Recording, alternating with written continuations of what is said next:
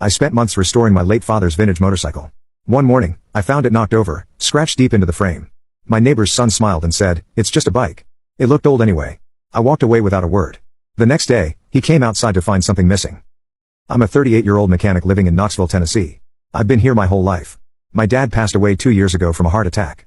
He was a quiet, hard-working man who taught me how to use a wrench, how to respect machines, and how to keep my mouth shut unless something needed saying. He didn't leave much behind, no big inheritance or anything like that, but he did leave me his old motorcycle. It was a 1965 Triumph Benaval. I remembered it from when I was a kid. He used to take it out on Sundays and clean it like it was a damn Ferrari. After Mom died, he stopped riding, just covered it in a tarp and let it sit in the garage until the metal started rusting and the seats started cracking. After he died, I made it my project. That bike was the only thing that really felt like him. I cleared out my garage, built a workbench, and started restoring it piece by piece.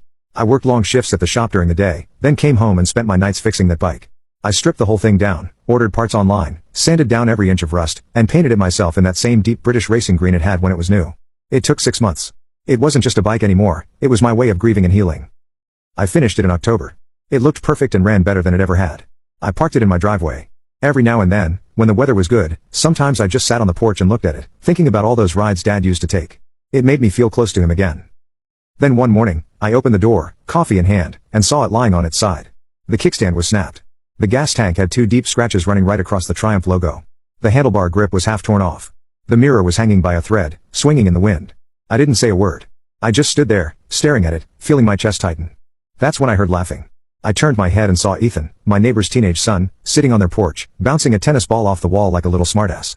He smirked and said, "It's just a bike." It looked old anyway. I didn't answer him. I didn't go over there. I didn't scream or punch anything. I just walked over to the bike, lifted it gently, and wheeled it back into the garage.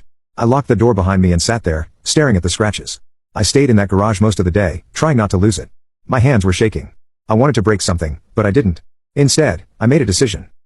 The next morning, I was back on my porch drinking coffee. Ethan came outside in a tank top and pajama pants, yawning. He walked to the driveway, heading toward his dad's 2023 Dodge Charger. They treated the thing like a trophy, always polishing it, keeping it clean, never parking too close to anyone at the store. But the car didn't look right. It was tilted. All 4 wheels were gone. The car was sitting on 4 dirty, mismatched cinder blocks. The wheel wells were empty. The brake rotors were sitting in the grass, like someone had taken their time pulling them off, which I had. I'd done it just before dawn, in the dark, like a ghost. I didn't scratch the car. I didn't break anything. I just lifted it clean and professional, pulled the wheels, and vanished. I sold them to a guy I knew an hour later, cash in hand, no questions. Ethan stood there, frozen. Then he looked at me. I didn't say a word.